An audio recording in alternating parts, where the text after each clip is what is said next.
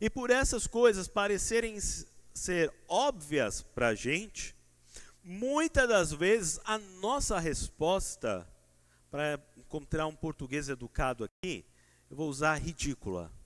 A nossa resposta é ridícula para as pessoas. O nosso comportamento, a nossa postura, o trato com as pessoas é ridículo. Não tem nenhuma base bíblica. E se alguém um dia, você foi perguntar alguma coisa e essa pessoa foi ridícula com você, antes de mais nada, eu sinto muito por você ter passado por isso. Mas não carregue isso no seu coração, tá bom? Infelizmente, essa pessoa que fez isso é uma pessoa ignorante. É uma pessoa que não sabe como se relacionar com as outras pessoas. Mas você, ao ver o comportamento dessa pessoa, vai lá e não faça a mesma coisa. Quando alguém te perguntar alguma coisa que parece ser óbvia para você, trate essa pessoa com amor, trate essa pessoa com humildade. Seja isso dentro da Bíblia, ou seja isso para qualquer outra área.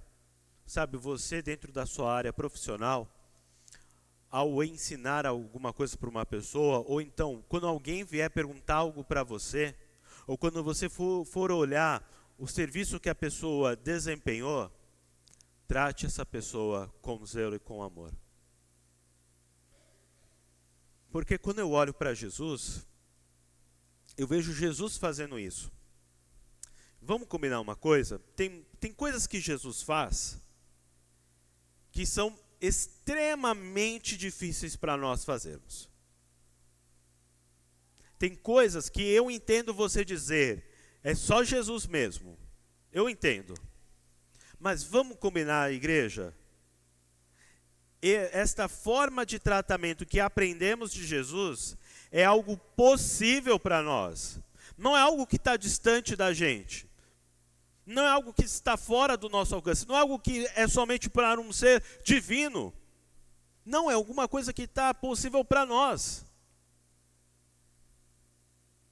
É o mínimo do que chamamos de educação.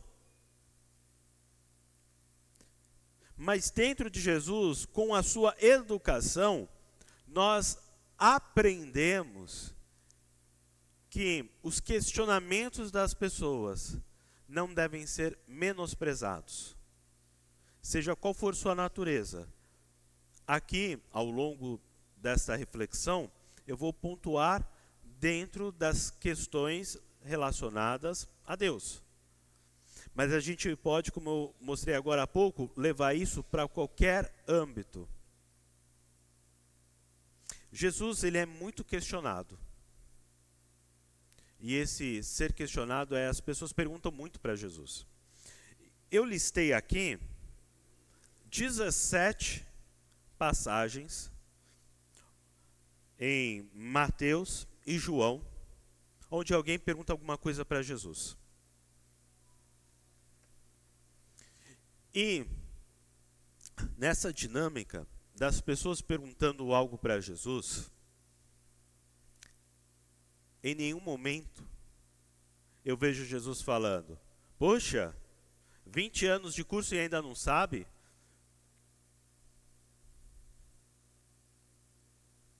Eu não vejo Jesus humilhando as pessoas com um simples questionamento.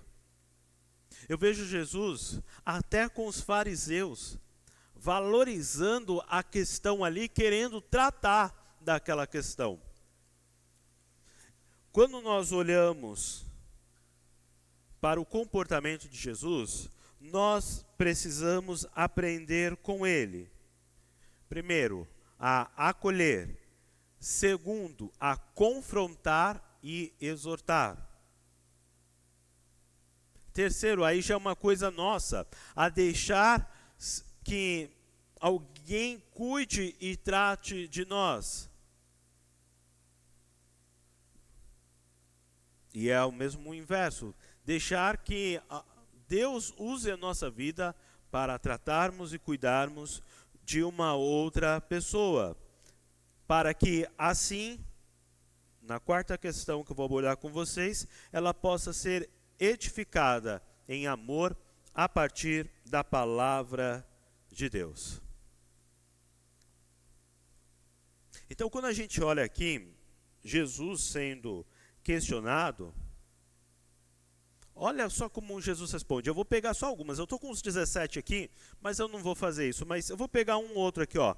Pedro, Senhor, quantas vezes devo perdoar? Até 7 vezes? E aí Jesus responde, não te digo que até 7 vezes, mas até 70 vezes 7. Jesus não chega para ele, pô Pedro, que perguntinha, hein Pedro? Quantas vezes eu tenho que perdoar? Se eu perdoo vocês, se o Pai perdoa vocês, você tem que perdoar todo instante, caramba. Pô, se toca. Não é isso que está aqui no texto bíblico. Não é esse o comportamento de Jesus. Tomé pergunta para Jesus, Senhor, não sabemos para onde vais. Como saber o caminho? Caramba, hein? Estou todo esse tempo aqui com vocês e vocês ainda não aprenderam? A resposta de Jesus é, eu sou o caminho, a verdade e a vida. Veja, igreja, que as pessoas vão até Jesus perguntar. Então as pessoas vão vir até nós e perguntar as coisas. Eu falei agora há pouco ali no momento de confissão de pecados, a pessoa que me ligou para falar sobre o fato de Deus não vai ouvir mais minhas orações, Deus não vai me perdoar. Quando alguém vier e falar isso com você, como é que você vai se comportar? Como é que você vai tratar essa pessoa? Ou se alguém já veio e conversou com você a respeito disso, como você tratou essa pessoa? Eu acho interessante, meus irmãos, que esses questionamentos que estão rodeando aqui a mensagem de hoje, eles fazem até a gente pensar na nossa postura quando a gente está aqui na igreja, ou no PG, ou algum outro ambiente.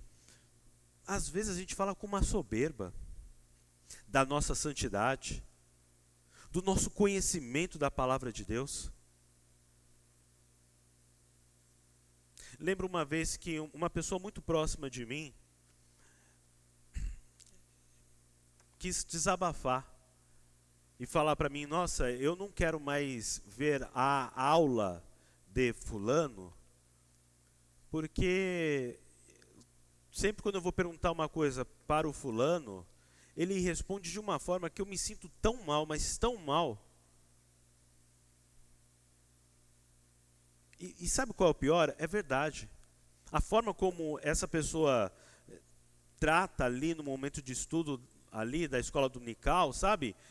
Realmente era muito depreciativo para quem perguntava as coisas. Muito conhecimento. Uma pessoa que sabe muito da palavra de Deus, mas que na hora de aplicar tem a sua dificuldade. Então a gente precisa parar para pensar, como é que é o nosso comportamento? Como é que falamos de nós? Porque tem pessoas, meus irmãos, que parecem a quarta pessoa da Trindade na igreja, com a sua santidade, com a sua perfeição. E isso para alguém que não tem um bom relacionamento com Deus, ou isso para alguém que está começando sua caminhada com Deus, torna constrangedor estar ali, constrangedor fazer uma pergunta.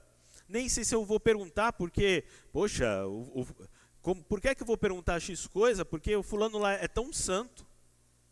Sempre quando fala de si, fala tão bem. Sabe, meus irmãos, tem coisas que a gente precisa pensar. Porque isso forma a convicção da nossa igreja. Isso forma o nosso tratamento com as pessoas que estão começando a caminhar conosco. Ou aquelas que já caminham há muito tempo, mas ainda não sabem tanto da palavra de Deus quanto você. A gente olha para Jesus, a gente vê o comportamento dele. Olha só, o fariseu questiona Jesus. E olha que os fariseus são, uma pedra no sapato de Jesus. É lícito curar no sábado? Resposta de Jesus, é lícito fazer o bem no sábado.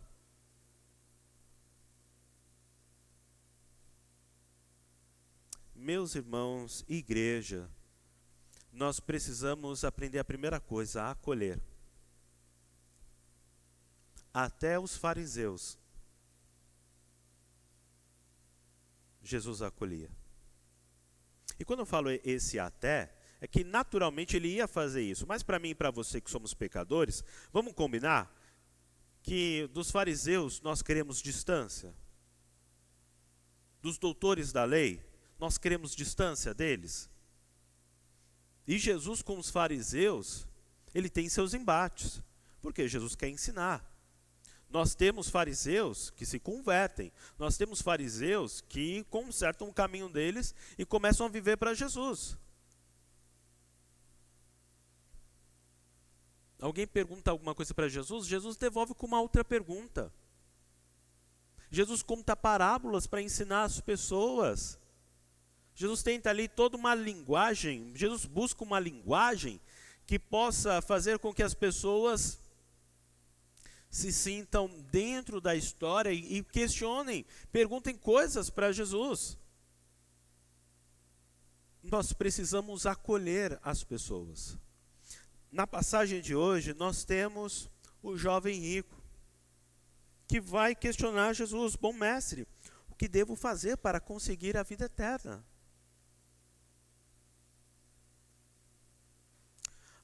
Nesse texto, muitas das vezes a gente passa batido pelo questionamento do jovem rico e fica só com a decisão do jovem rico de não vender tudo e seguir a Jesus, né? Mas olha o questionamento do jovem rico. Bom mestre, o que devo fazer para conseguir a vida eterna? Quantos têm esse questionamento, igreja? Vivemos numa cultura tão materialista, tão consumista.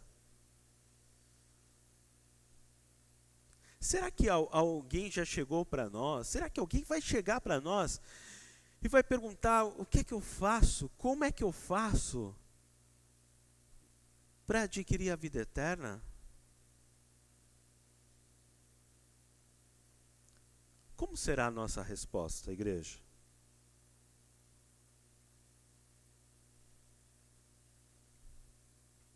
O questionamento aqui de Jesus é: você quer alcançar a vida eterna? O que é que você sabe da palavra? O que é que você sabe de Deus?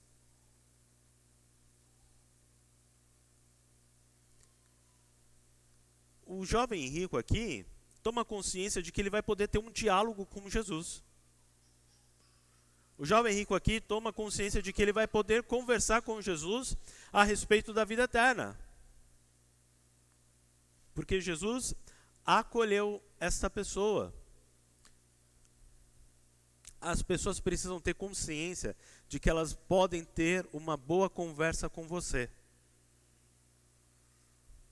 As pessoas precisam ter consciência de que nesta igreja elas vão ser acolhidas e as pessoas vão poder ouvi-las, elas vão poder conversar com as outras pessoas. Uma primeira ação que é necessária, igreja nossa, é saber acolher as pessoas. É saber fazer com que a pessoa se sinta à vontade. O jovem rico se sentiu à vontade de conversar com Jesus. As pessoas se sentem à vontade em conversar conosco a respeito de Jesus, a respeito da vida. Você não precisa ser uma pessoa que agrada a todos. Não é disso que a palavra de Deus está falando, mas a palavra de Deus está dizendo: você precisa ser uma pessoa que acolhe as pessoas. Nós precisamos ser uma igreja que acolhe as pessoas. Isso é o trato, isso é o cuidado, isso é o relacionamento que nós buscamos ter com as pessoas. Lógico que nós vamos ter dias ruins e que talvez vai escapar de nós, das nossas mãos, a oportunidade de ter uma boa postura, um bom acolhimento com uma pessoa. Todo mundo é suscetível a ter um dia ruim e a não conseguir dar a melhor resposta para uma pessoa quando ela necessita. Todos nós estamos suscetíveis a isso. Mas Deus chama a gente. Preste atenção. Seja uma pessoa que acolha as outras pessoas. Porque os questionamentos das pessoas têm fundamento. Elas olham para a vida delas. Elas olham para aquilo que elas sabem de Jesus. E as pessoas sabem muito pouco, meus irmãos. A consciência do ato de Jesus na cruz, são poucas pessoas que sabem. Até mesmo aquelas que estão dentro da igreja.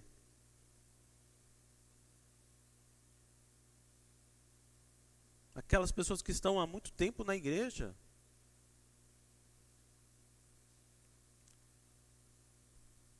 Então saiba acolher. Jesus acolhia as pessoas. Agora, nós vamos para a segunda questão aqui. Jesus acolhia as pessoas? Acolhia. Mas Jesus confrontava as pessoas também. E ele confronta aqui o jovem rico. Jesus pergunta, e aí, você sabe dos ensinamentos da Bíblia? Você sabe dos mandamentos?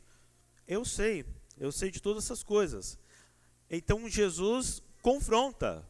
Legal, você sabe de tudo isso? Então, falta mais uma coisa para você fazer. Vá, venda tudo que tem, dê o dinheiro aos pobres e assim você terá riquezas no céu. Depois venha e me siga. O que é isso que Jesus faz aqui? Jesus confronta o jovem rico.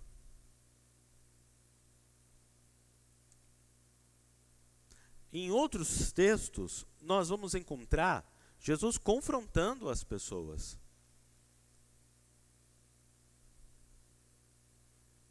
Mas esse confrontar, ele vem com o reino.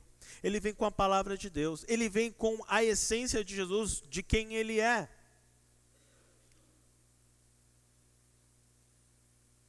Porque em outro texto Jesus vai dizer, aquele que não põe a mão no arado, não é digno de caminhar comigo.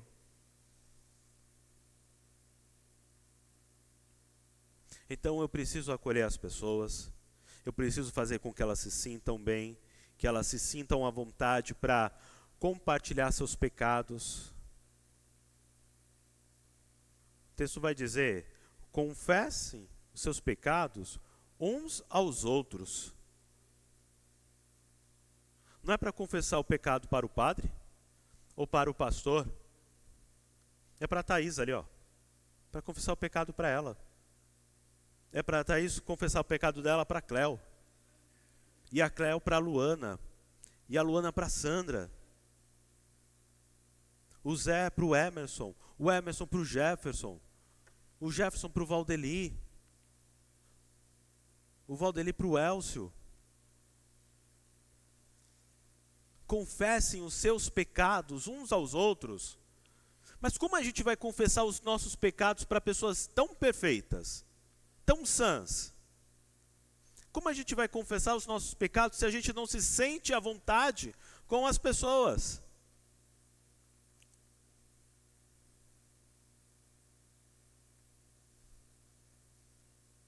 E em outro momento, as pessoas precisam ser confrontadas. Posso acolher, mas eu não posso deixar de fazer o que eu tenho que fazer. E o que é que eu tenho que fazer, pastor? Apresentar o Evangelho. Apresentar o plano da salvação. Apresentar a necessidade de salvação, de que há coisas ruins em nós, que nós fazemos coisas ruins e que nós precisamos de Jesus, e que nós precisamos confessar Jesus. E que Jesus precisa ser o centro, que Jesus precisa ser o todo. Nós precisamos confrontar. Nós precisamos também exortar. O que é o exortar? O exortar é a prática de, a partir da palavra de Deus, desculpem meus irmãos, de Deus, chegar para o irmãozinho e irmãzinha e falar, senta aqui. Olha, aqui na Bíblia, a palavra de Deus diz isso, isso e isso. Aqui no contexto está falando isso, aquilo, outro. E é por causa disso que eu quero dizer para você, meu querido irmão, minha querida irmã, que olha, esse seu comportamento, isso que você tem feito, não é bom. Não faz bem para você, não faz bem para sua casa. E você vai embora. Você exorta a pessoa com amor, com carinho e com palavra, com a palavra de Deus. E aí a gente vai para a terceira questão. As pessoas deixarem de ser cuidadas.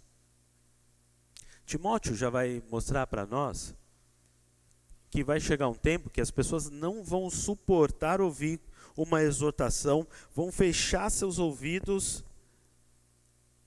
vão criar mestres para si, vão sair de uma igreja que às vezes tem uma mensagem mais dura, para ir para uma mensagem de só bênção, de que você é escolhido, de que você é especial, de que você é o centro do coração de Deus. Você vai para uma igreja que toda a liturgia da celebração e toda a mensagem é só para te empolgar, como se você estivesse no encontro da Inodê. Tem pessoas que vão fazer isso.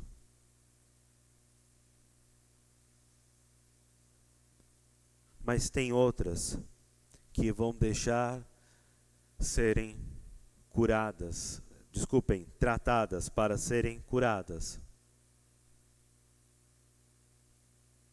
Vão deixar que outros cheguem com muito amor e tragam algo da parte de Deus. E pode ser que no momento que você estiver exortando alguém, essa pessoa te faça questionamentos. Tá tudo bem. Ela quer entender. Se ela está perguntando, é porque ela quer entender. Porque se ela não quisesse, das duas uma, ou ela levantava e saía fora, ou ela vinha com tudo para cima de você. Mas não, ela veio com um questionamento, calma, ela está querendo entender. Vai explicar. Ela ainda não está entendendo, você vai buscar algum exemplo, você está com alguma dificuldade, você vai chamar o pastor, você vai chamar um presbítero, você vai chamar a presbítera, para ajudar essa pessoa.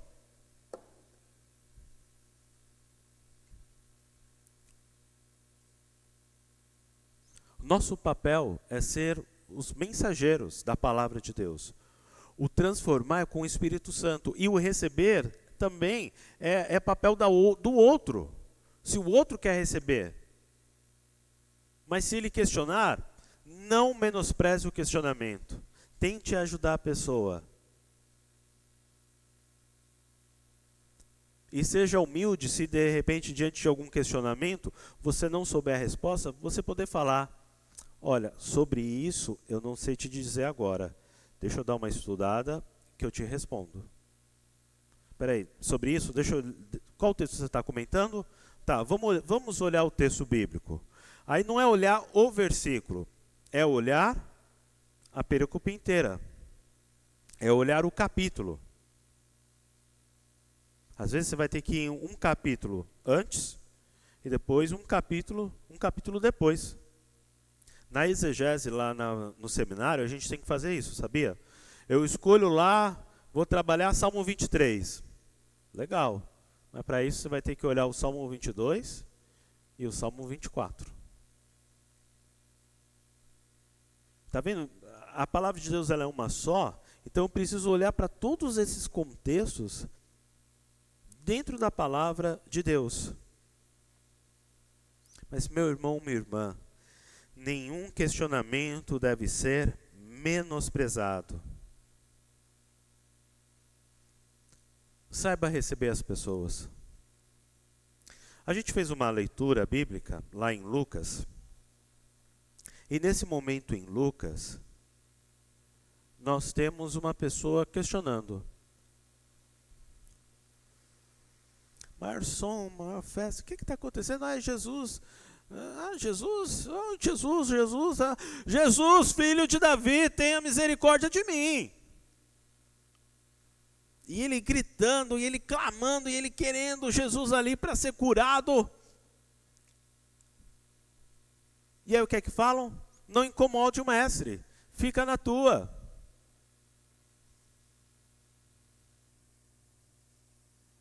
Mas Jesus vai até essa pessoa, Jesus tem um encontro ali com aquela pessoa. E Jesus pergunta: o que é que você quer? Senhor, eu quero ver. Eu quero ver.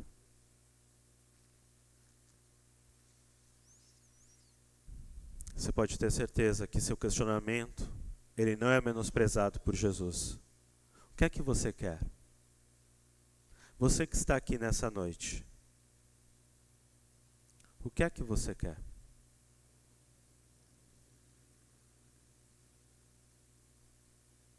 Mais uma vez. Você que está aqui nessa noite, qual o seu questionamento para Jesus? O que é que você quer?